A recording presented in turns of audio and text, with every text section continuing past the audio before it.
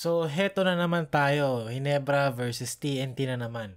And sa Game 1, yes, aware ako na Game 1 pa lang.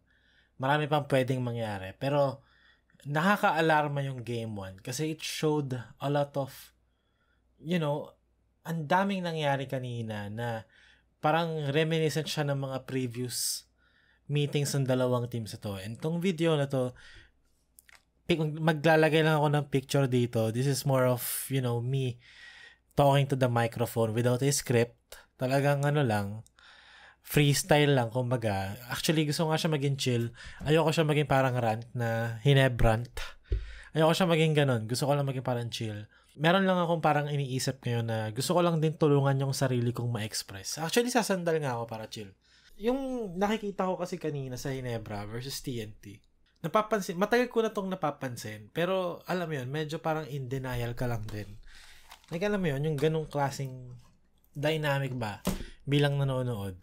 Na parang, yung Ginebra team, magkaiba yung ginagawa nila sa kung ano sila. Like, parang feeling ko gets nyo to eh. Like, parang pag tinignan nyo yung team, tinignan nyo yung players, tinignan nyo yung roster. Pag tinignan nyo lang, and inisip nyo ano yung paano maglaro each player, parang may idea ka eh kung anong klaseng team sila. Pero pag pinapanood mo sila, hindi sila ganun. Para silang pusa na tinatry mong kumahol. Ganun. Pusa na tinatry tumahol, tapos aso na tinatry mong patalunin ng bubong. Yung parang feeling ko may identity crisis sila in a way. Na parang mismatch yung players and how the players are playing. Kasi syempre, di ba, basketball, it's a game. Basketball nga eh. Basketball game eh. And di ba pag play, meron kang player.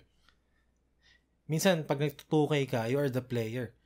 Kunwari, gamit mo sa 2K si Kyrie Irving. Syempre, you use Kyrie Irving in a certain way that resembles Kyrie Irving for him to be effective. And yes, okay, ayoko nang magbulaklak pa ng mga salita. This is about the triangle offense. Like, kung kilala nyo ako, ever since 2017, gumagawa ako ng highlights, compilations in the 2020 na voiceover breakdown. Talagang triangle offense fanboy and believer ako. Kasi talagang triangle offense talaga. Kabisado ko kahit nakapikit. Pero feeling ko kasi, yes, triangle offense is still alive and effective kapag nagamit ng tama. Pero I feel like parang yung team na to, hindi siya bagay sa triangle offense. Pero, at the same time, ayoko sukuan yung team na to. Like, konting adjust lang yung kailangan. Like, I'm not saying na mag-trade, diba? Pwede, diba? Consolidate the talent. Pero, ang gusto ko lang sabihin, stack team sila eh. Kasi alam ng lahat eh. Pag fan ka ng ibang team, kuwari TNT fan ka, nakita mo yung Ginebra, players, pangalan, yung skill set, how you envision them, how they play, parang, grabe yung Ginebra, stack team. Parang ito na yung chance nila mag-champion. Pero when you watch them play, parang, nasan yung stack team? Diba, is the stack team in the room with us? Parang wala. Kasi parang hindi na ma-maximize yung Kasi team na to very dynamic. You have RJ Abarientos, diba? Dynamic guard.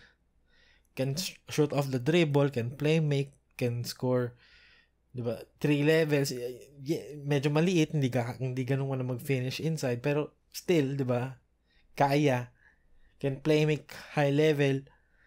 You have Jamie Malonzo na yes, hindi excuse kasi nakababalik lang kasi ang ganda ng series niya versus Northport. Diba? Athletic, can defend, can slash. Ngayon, lately, diba? Can shoot. Marami pwedeng gawin. Even si Jeremiah Gray, factor siya nung game 1, nung pinasok ng fourth quarter. Feeling ko nga, sa rest of the series, mas gagamitin si Jeremiah Gray kaysa kay Maverick. Kasi, ang laking bagay niya defensively, yung length. Kaya niya mag-help sa mga tag. Or kapag nagbibigay ng help defense yung Ginebra sa low man nila, kaya niyang sumalo dun sa weak side para yung nasa dunker spot na big man, sasaluhin niya. Big enough siya to do that. And then, nakashoot siya ng 3 points. Very dynamic player as well. Stephen Holt, very dynamic player. Yes, nakafocus siya sa defense ngayon. Pero di ba kung gugustuhin niya, kaya niya umiscore ng at least 12 points man lang. Pero hindi natin ganun nakikita kasi lahat sila, they play within a system. And alam mo yun, parang ako, gusto ko rin naman na mangyari yun na merong system in place. Kasi when it works, it's really, diba? Really beautiful and really effective. Pero, most of the time, especially again sa team like TNT, hindi naman laging makaka-generate ka ng great shot. Parang nagsastall na sila and nasasayang yung like, ang daming possessions kung saan nakatayo lang sila. Naka-ISO lang kay Brownlee. Pagka ikot ng bola, lahat sila reluctant shooters, gusto i-drive sa ilalim to make the extra pass. Parang sila para silang hindi ko ganong ma-explain. Pero yun nga, parang nga silang pusa na tinuturuan mong tumahol. Like, hindi sila ganon. So, siguro iniisip ko, sa next conference, which is All Filipino Cup, pwede sila mag-experiment, mag-small ball, spread the floor more. Si Troy naman kasi kaya mo nang maising ko yan. Yes, mahirapan kasi hindi naman siya natural 5. Pero, again, Celtics nga diba? Hindi naman talaga ala si Stan na yung requirement mo sa trail big mo. Kahit paper na lang okay na yon kasi a lot of their players naman like Jamie, diba? Scotty, Holt, kaya naman niya umatake ng close out, kaya naman niya mag-slash within the gaps and collapse the defense pagka-drive nila sa paint. Parang enough na yon. You don't have to run a lot of handoffs or zoom actions or pick and rolls ba to get yourself open kapag ganun ka-dynamic ka na team. So, parang yun yung medyo gripe ko sa Ginebra ngayon na dynamic enough kayo Ba't ang dami yung ginagawang unnecessary shit? Ang daming screen na sineset, ang daming off-ball ganito, which is diba, essentially kasi parang nasasayang Kasi alam mo yun, parang ideally, gusto mo mag-execute.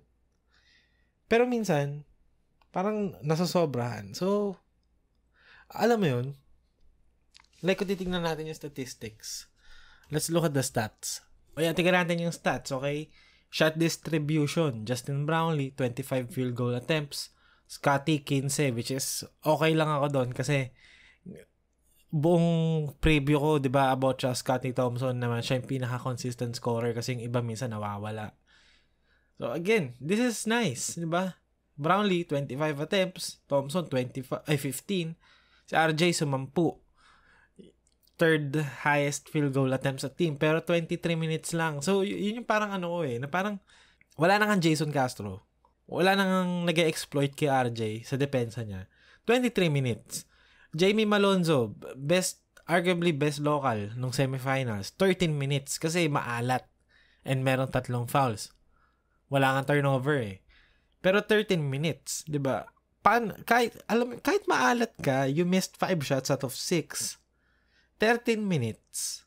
Tapos yun na. Maverick 13, Jeremiah 9. So umikot lang sa 6 na players yung minutes halos lahat, tapos konting Jamie Malonzo, konting Maverick and Missy na ang role sa loob, shooter, pero walang 3-point attempts. 2 field goal attempts lang, which is fair kasi 13 minutes lang naglaro. If you look at this stat sheet, eto, Jamie, factor ng semis. Dito, wala. RJ Barrientos, factor ng semis. Yes, 13 points, pero 4 rebounds, 1 assist lang. Hindi ganun na-maximize yung playmaking and 23 minutes lang. Sana at least 30 man lang, di ba? And this is because pag hindi okay yung mga nangyayari, ang nagiging resulta is let's execute. Pinapasok yung mga robot sa lineup, mag-execute. Nangyari, parang alam mo yun, binabato mo lang ng binabato yung spaghetti sa pader. Hindi naman dumidikit, di ba? And ang nangyayari lang is hindi lang na ma-maximize yung other players kasi panay-execute lang You take what the defense is giving, pero ang binibigay sa'yo ng depensa is a shot that you don't like anyway, so what's the point?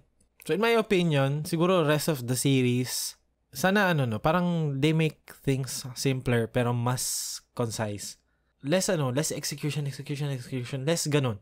More intentional offense. More pick and rolls, more playmaking from RJ Barrientos, more Jamie Malonzo minute. More possessions, tumakbo naman sila. Kahit alam kong trap yun kasi gusto ng TNT mabilis. Hindi rin kasi sila binibigyan pabor ng opensa nila kapag nagbabagal sila. Kasi hindi rin naman sila maka-execute kasi sinasarahan lang ng TNT lahat ng lanes. Binibigyan lang sila ng 3-point shots na hindi rin naman nila kinukuha. dinadrive pa rin nila dun sa masikip. So, I feel like next conference, siguro interesting to see if magkakaroon ng changes, if matalo man. Pero sana hindi. Sana magbago pa, no? First game pa lang naman, again. Game 1 pa lang. Marami pa pwede magbago. Pero, it's something na napapansin ko lang lately.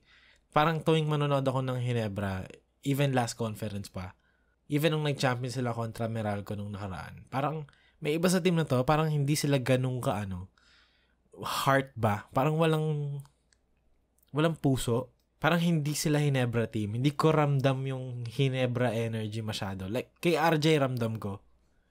Kay Scotty, of course, andyan yan. Pero overall, parang, hindi ko ganun ma-vibe